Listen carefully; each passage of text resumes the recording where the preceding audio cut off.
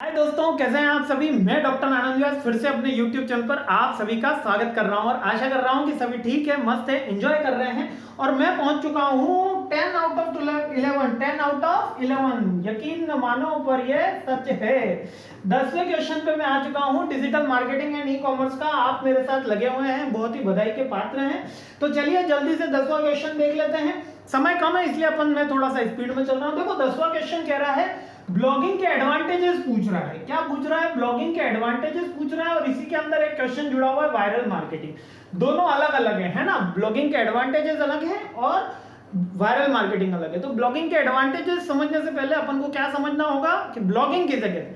जब तक मैं जानूंगा नहीं कि ब्लॉगिंग किसे कहते हैं, मैं उसके एडवांटेजेस कैसे जानूंगा। जब तक मैं राम जी को पहचानूंगा नहीं, तब तक मैं उन्हें मानूंगा कैसे। तो पहले हमें हमारे भगवान को पहचानना है कि कौन से हैं, क्या करते थे, कौन है इनके माता पिता, इन्होंने ऐसा क्या किया कि हम इनकी पूजा कर रहे हैं। उसके बाद ही तो उनको मानेंगे। ये एक ह्यूमन टेंडेंसी होती है। और खैर धार्मिक भावनाओं से बाहर आते हुए अपन ब्लॉगिंग की बात करते हैं। ब्लॉगिंग के एडवांटेजेस तभी समझ में आएंगे जब समझ में आएगा ब्लॉगिंग क्या है। बेसिकली रिटर्न कंटेंट होता है, यानी कि हम इसके अंदर बेसिकली इमेज ले लेते हैं, इमेज पे भी अगर राइट डाउन है तो, और एक आर्टिकल होता है। वीडियो कंटेंट ब्लॉगिंग में यूज नॉर्मली नहीं होता, लेकिन आप उसमें एम्बेड करके कर सकते हो, मतलब लिंक कर सकते हो।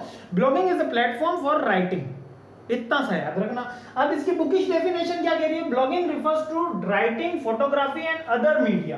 अदर मीडिया के मतलब नॉर्मल एनिमेशंस है ना, सेल्फ पब्लिश्ड ऑनलाइन। अब ये ब्लॉगिंग आप अपनी वेबसाइट पे भी कर सकते हो या ब्लॉगर्स के थ्रू बहुत सारी फ्री की वेबसाइट से वहां भी कर सकते हो। Blogging started as an opportunity for individual to write diary style entries but has since been incorporated into website for many business। यानी कि अपन डायरी स्टाइल के अंदर कुछ भी ब्लॉग लिख सकते हैं। कि सपोज आपने मेरे बारे में एक ब्लॉग लिख दिया कि आनंद सर के साथ पढ़ाई का अनुभव अपना ऐसा रहा। हमको ये ब्लॉग लिख दिया डिजिटल मार्केटिंग के साथ स्टडी का अनुभव ऐसा रहा। ब्लॉग लिख दिया आज का पूरा दिन ऐसा रहा। जब ये वीडियो कंटेंट में हो जाता है ना, तो इसको नॉर्मल टर्मिनोलॉजी में व्लॉग बोल देते हैं। क्या बोल देते हैं? व्लॉग। इसलिए यूट्यूब पे अपन को चैनल मिलते हैं ना, vlog of the ABC, vlog of the ये वो। तो ये व्लॉगिंग के चैनल मतलब कि वीडियो ब्लॉगिंग है। वीडियो ब्लॉगिंग है मतलब कि ब्लॉग तो हो रहा है, आप अपनी रिटर्न डॉक्यूमेंट तो बता रहे हो, लेकिन व्लॉग के स्टाइल में, तो उसको व्लॉग टर्मिनोलॉजी। खैर एक अच्छी बात है कि व्लॉग अपने सिलेबस का हिस्सा नहीं, अपने सिलेबस का हिस्सा केवल ब्लॉगिंग है। क्लियर है ना। तो ब्लॉगिंग का मतलब एक रिटर्न स्टाइल।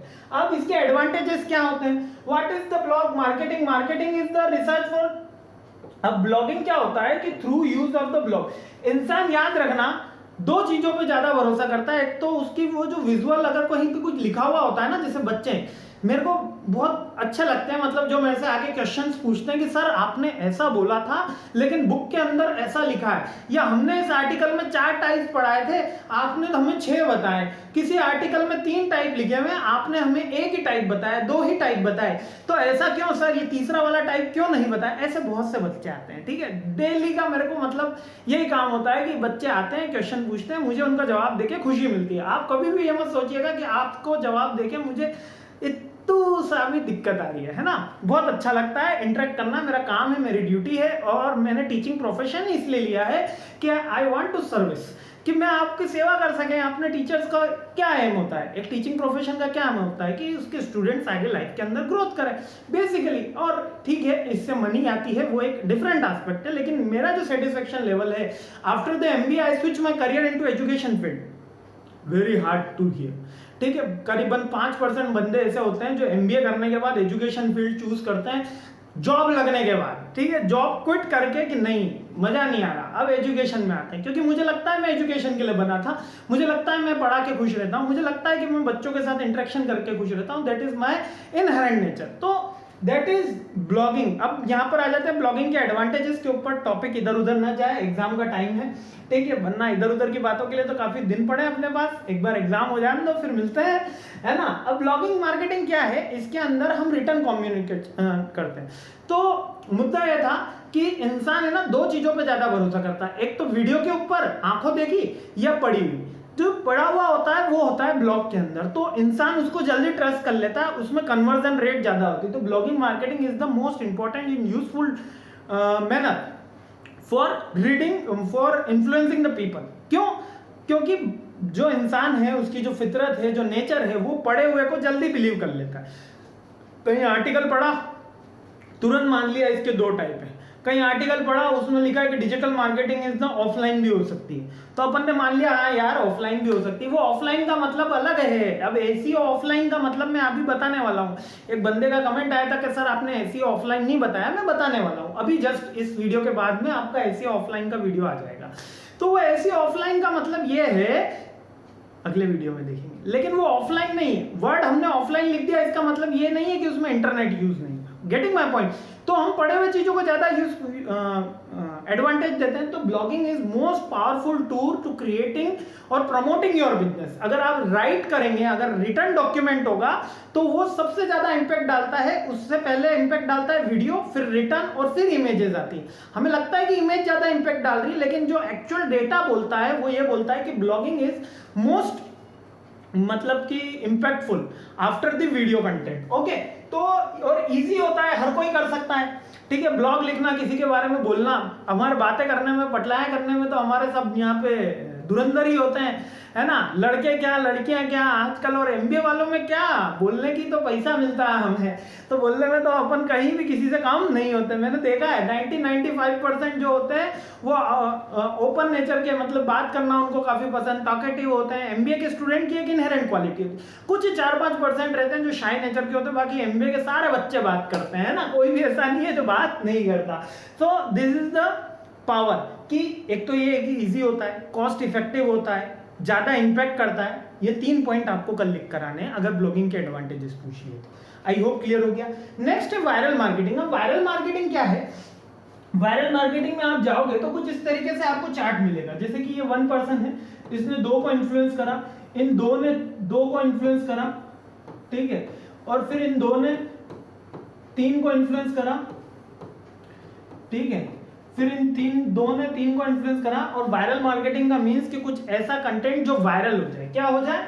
वायरल हो जाए, मींस के सब तक पहुंच जाए। अब वायरल मार्केटिंग क्या है? कुछ हमको एब्स्ट्रैक्ट चीज लगा देनी है। जैसे कि हमारे यहाँ पर एक ऑफलाइन वायरल मार्केटिंग ऑफलाइन भी हो सकती है, मतलब उसमें इंटरनेट का ऐसा जरूरी नहीं है कि यूज हो। जैसे कि हमारे यहाँ एक चाय वाला है, ठीक है, और वो चाय वाले ने क्या करा, एक बहुत बड़ा स्टेचू लगाया, मतलब कि 30 फीट का स्टेचू लगाया, इंसान चाय पीते हुए, ठीक है। अब वो 30 फीट का स्टेचू लगाया।